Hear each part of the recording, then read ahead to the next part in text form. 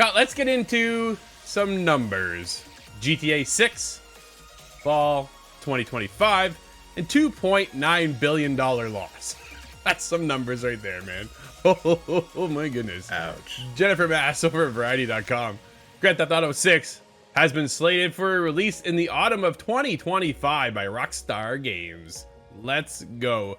I would have preferred a 2024 fall, but I guess we'll have to wait another year, right? We can't get it right now. There's more games that have to release between now and then. They need a spotlight too. I guess so.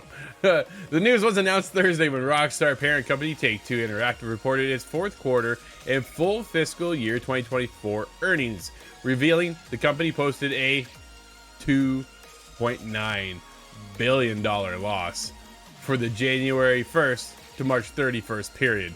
Dude, that is a juggernaut of a number, isn't it? That's massive. That's a sea of wealth. But oh my goodness, man. Take-Two's most recent guidance for the quarter had been a loss between $170 million and $153 million. The company says the fiscal 24 Q4 loss of $2.9 billion included the $2.18 billion goodwill charge, a $304.3 million hit for acquisition-related expenses, in which they did pick up Gearbox, right? Let's put that in there. They did pick up Gearbox, and restructuring costs of $93.3 million. My goodness, man. What a number to get it. Like, holy guys. Take-Two is not prepared to get more specific than fall 2025 for the GTA 6 release date, with CEO Strauss Zelnick saying, quote, "I think we're going to leave it there for now," end quote, in an interview with Variety ahead of the company's quarterly earnings call at 4:30 p.m. Eastern on Thursday. The announcement will come from Rockstar and be consistent with the way they are marketing the title, end quote, Zelnick said. The trailer for the eagerly anticipated Grand Theft Auto 6 smashed viewership records on YouTube when it was released in December, indicating the extreme demand for the title after more than a decade since the release of GTA 5. Absolutely. The Take-Two chief also addressed the recent layoffs made at the company and throughout the gaming industry at large, saying he does not anticipate further cuts to come. Quote, "We feel like we're in a very good place now," end quote, Zelnick said. Quote, "We had 3 cost reduction programs in recent memory, a $100 million program, man, which we exceeded as part of the Zynga integration in 2022, a $50 million program, which we exceeded, and now, most recently, a $165 million program of cost containment and actual cost reduction. Our 3-part strategy is to be the most creative, most effective, and most innovative company in the entertainment business. We don't always get there, but we certainly do try. This puts us in a very sound footing from a efficiency point of view." Zelnick says, I was waiting for the end quote there, Scott. We'll go with end quote right now.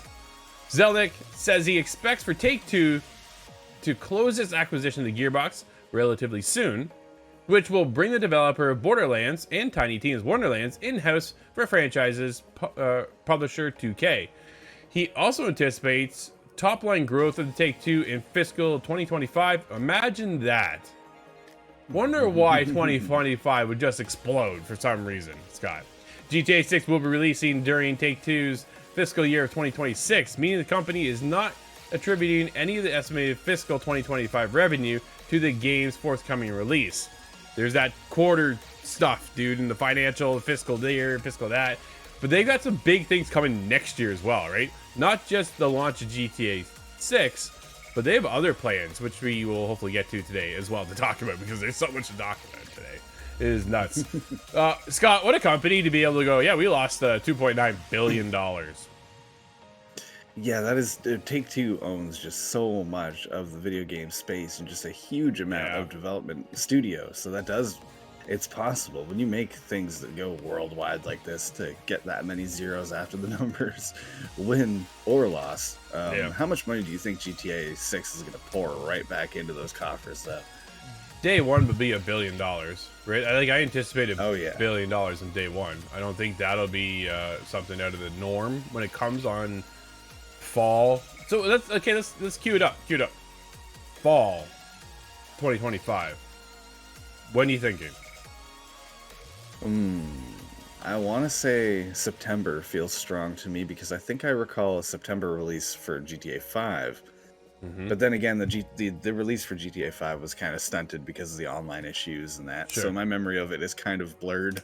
A lot of frustration in that time period. But I love them to take on COD and come in October and come out swinging and see who dominates, right? Because last year COD took the right? COD continues to do extremely well. I don't think COD's going anywhere anytime soon, but they never have any competition. Sorry, DICE, in your Battlefield game. It's just true, right? Yeah. It is COD, which is cool. But we're in two different areas too, right? Two different genres, complete genre differences here with COD and GTA. But like when they say fall, they're gearing up for the holiday season, right? That's the biggest thing. Do they come out in November then? Like how far do they push that? Or do they come out in September? Get ahead of it, and then they get that buzz, and then every kid under the sun is asking their parents for Christmas for GTA 6. I think that's what's going to happen. I think they're going to get out ahead as early as they can in the fall because it'll generate that kind of swell.